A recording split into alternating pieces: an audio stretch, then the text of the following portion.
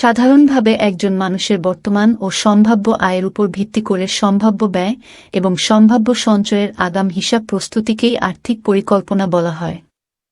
বিশেষ ব্যয় বলতে আমরা পরিস্থিতির কারণে উদ্ভূত আকস্মিক ব্যয়কে বুঝি, যেমন হঠাৎ অসুস্থতা, দুর্ঘটনা, প্রাকৃতিক দুর্যোগ ইত্যাদি। এখন আমরা আলোচনা করব আর্থিক পরিকল্পনা কেন প্রয়োজন। আয় বুঝে ব্যয় করাই মূলত আর্থিক পরিকল্পনার উদ্দেশ্য। আপনার আর্থিক সুস্থতা আপনার জন্য আরও গুরুত্বপূর্ণ। এটি আপনার আর্থিক ভবিষ্যৎকে সংজ্ঞায়িত করবে। আর্থিক পরিকল্পনায় বর্তমান আয় এবং সম্ভাব্য আয়ের উৎসসমূহ চিহ্নিত করা হয়। একই সাথে ভবিষ্যতে ব্যয় কী হতে পারে, কোন খাতে এই ব্যয় হতে পারে তা চিহ্নিত করা হয়। একই সাথে সঞ্চয়ের বিষয়েও লক্ষ্য রাখা হয়। ভবিষ্যতে হঠাৎ অতিরিক্ত অর্থের প্রয়োজন হলে তা কিভাবে মেটানো হবে সে বিষয়ের একটা রূপরেখা থাকে।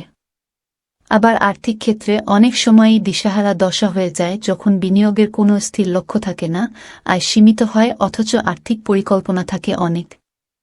এই পরিস্থিতিতে হাতে দুটি বিকল্প থাকে। প্রথমত খরচ কমানো, দ্বিতীয়ত বেশি আয় করা। কিন্তু খরচ কমানো সহজ কাজ নয়। প্রত্যেকেরই বেশ কিছু দায়দায়িত্ব থাকে, সেগুলি পালন করতেই হয়। তাই এই বিকল্পটাকে বাদ দিয়ে অন্য বিকল্পটি হল বেশি আয় জোগানো। কিন্তু হঠাৎ আয় বাড়ানো মুখের কথা নয়। তাই নিরাপদ ভবিষ্যৎ এবং আকস্মিক চাহিদা মেটানোর তাগিদে প্রত্যেকের আর্থিক পরিকল্পনা সম্পর্কে ধারণা থাকা প্রয়োজন। এরকম আরও ভিডিও পেতে লাইক করুন এবং আমাদের ফলো এবং সাবস্ক্রাইব করে রাখুন। এখন আমরা জানব আর্থিক ডায়েরি কি। সাধারণত প্রতিদিনের আয় ব্যয়ের হিসাব যে খাতা বা ডায়েরিতে লিখে রাখা হয় সেটাকেই আমরা আর্থিক ডায়েরি বুঝি। এছাড়া কম্পিউটার বা মোবাইলের মাধ্যমেও ভার্চুয়াল আর্থিক ডায়েরি পরিচালনা করা যায়। আর্থিক ডায়েরি রাখার প্রয়োজনীয়তা কি? আর্থিক ডায়েরি আর্থিক পরিকল্পনা করতে সহায়তা করে।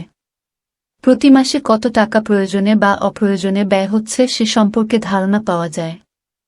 পরবর্তী সময়ে খাতভেদে খরচ এড়ানো বা কমানোর মাধ্যমে ব্যয় নিয়ন্ত্রণ করে ভবিষ্যৎ আর্থিক প্রয়োজন পূরণের সক্ষমতা অর্জন করা যায়। এখন আমরা আলোচনা করব কিভাবে একটি স্মার্ট ফাইন্যান্সিয়াল প্ল্যান তৈরি করা যায়। একটি ভালো আর্থিক পরিকল্পনা আপনাকে আপনার জীবনের সমস্ত ভালো এবং খারাপ সময়ের মধ্য দিয়ে যেতে সবসময় আপনাকে সাহায্য করতে পারে।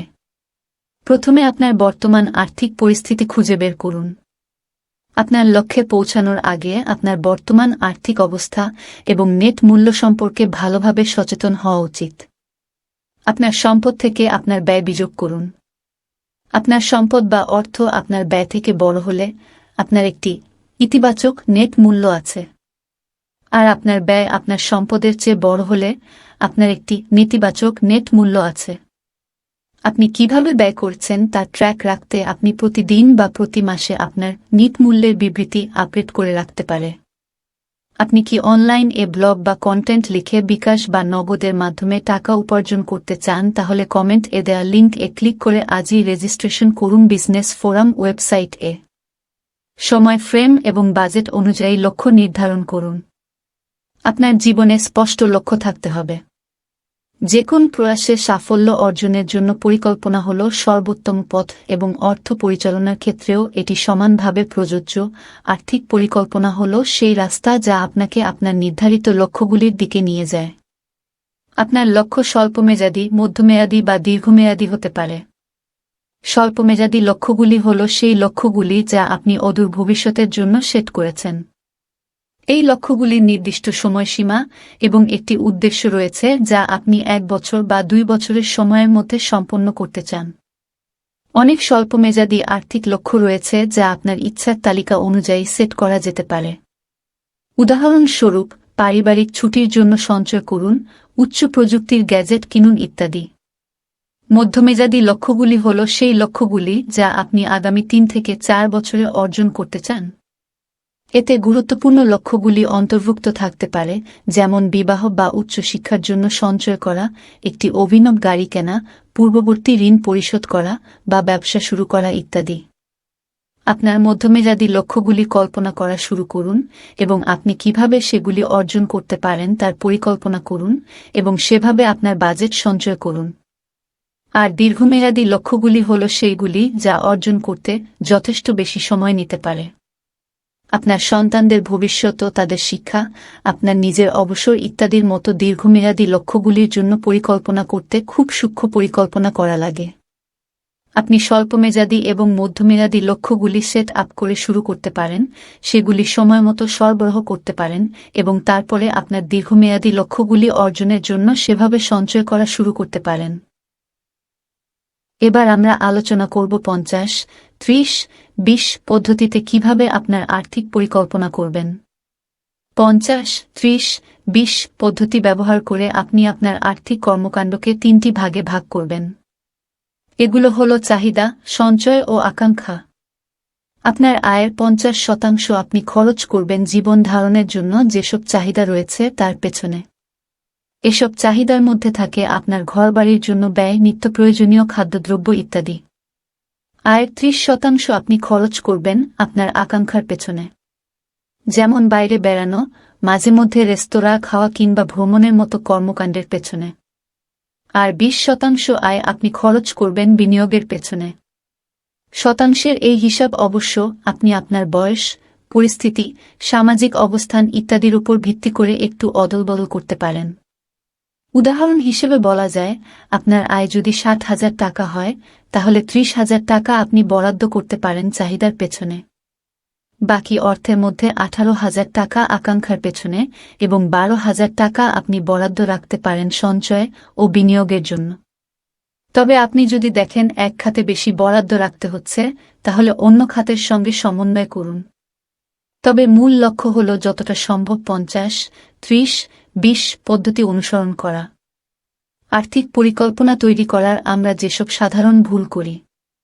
অনেক সময় লোকেরা এমন লক্ষ্য নির্ধারণ করে যা অর্জন করা খুবই অবাস্তব। একটি আর্থিক পরিকল্পনা কার্যকর করা ধৈর্যের কাজ।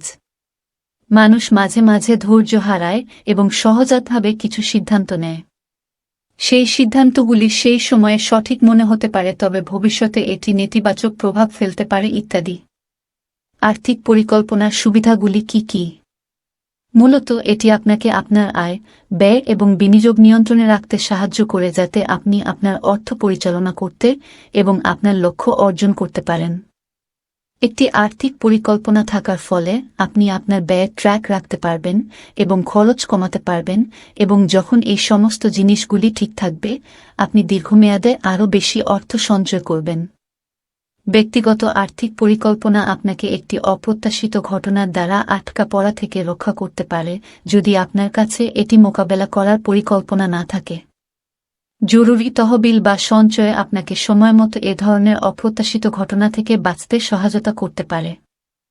একটি স্মার্ট আর্থিক পরিকল্পনার মাধ্যমে আপনি আপনার মাসিক বিল বা খরচগুলি কভার করতে পারেন, আপনার ভবিষ্যতের উদ্দেশ্যগুলির জন্য ও বিনিয়োগ করতে পারেন। ব্যক্তিগত আর্থিক পরিকল্পনা আপনাকে আপনার অর্থ কার্যকরভাবে জীবন পরিচালনা করতে দেয়, যা আপনাকে মানসিক শান্তি প্রদান করে।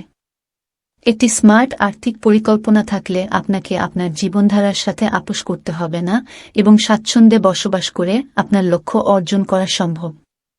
আর্থিক পরিকল্পনা সঠিকভাবে আপনার অর্থের সর্বোচ্চ বৃদ্ধি এবং দীর্ঘমেয়াদী আর্থিক লক্ষ্য অর্জনে আপনাকে সহায়তা করে, যেমন আপনার সন্তানদের কলেজে পাঠানো, একটি বড় বাড়ি কেনা, একটি উত্তরাধিকার রেখে যাওয়া বা আরামে অবসর নেওয়া ইত্যাদি।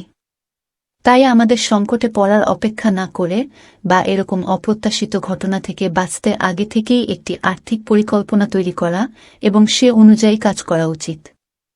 এরকম আরও ভিডিও পেতে আমাদের ফলো এবং সাবস্ক্রাইব করে রাখুন, আর আপনার ফ্রেন্ডসদের সাথে শেয়ার করতে ভুলবেন না। রেগুলার আপডেটস পেতে ভিজিট করুন বিজনেস ফোরাম ওয়েবসাইটে।